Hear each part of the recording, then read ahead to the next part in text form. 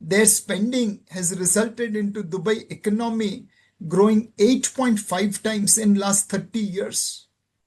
India, on the other hand, represents a chaotic street, and yet their GDP has grown 10.4 times, much more than Dubai's or UAE's GDP. Partly, this is attributable to rapid infrastructure which India has built.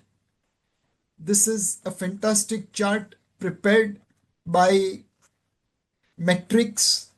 I have just copied it from them, and it shows the kind of infrastructure which was built in last 12 years. Undoubtedly, this infrastructure buildup is resulting into higher growth. India now is 8th largest exporter of goods and services. Hopefully, in the near future, will overtake Netherlands, Singapore, United Kingdom to become top 5 exporters worldwide. If we look at our macro, it looks perfect in the past. Our ranking in terms of emerging market composite score has moved back to the top.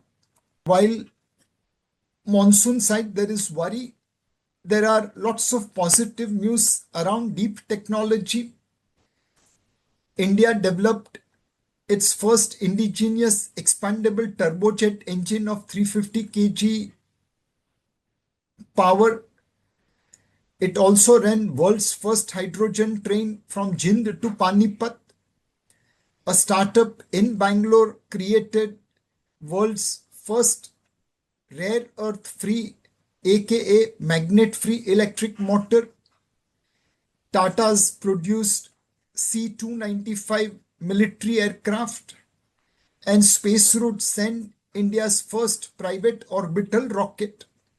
These are all the developments in last 30 or 60 days, which gives confidence that India is finally catching up on deep technology. This is also reflected into manufacturing. Apple's iPhone created electronic manufacturing momentum. Defense support from the government created indigenization as well as export opportunities. Slowly and steadily, Indian manufacturing is coming into play. Defense exports have jumped significantly to 38,000 crore. Auto retail sales have continued positive momentum in last year as well as last month. Mutual fund investments are subject to market risks. Read all scheme-related documents carefully.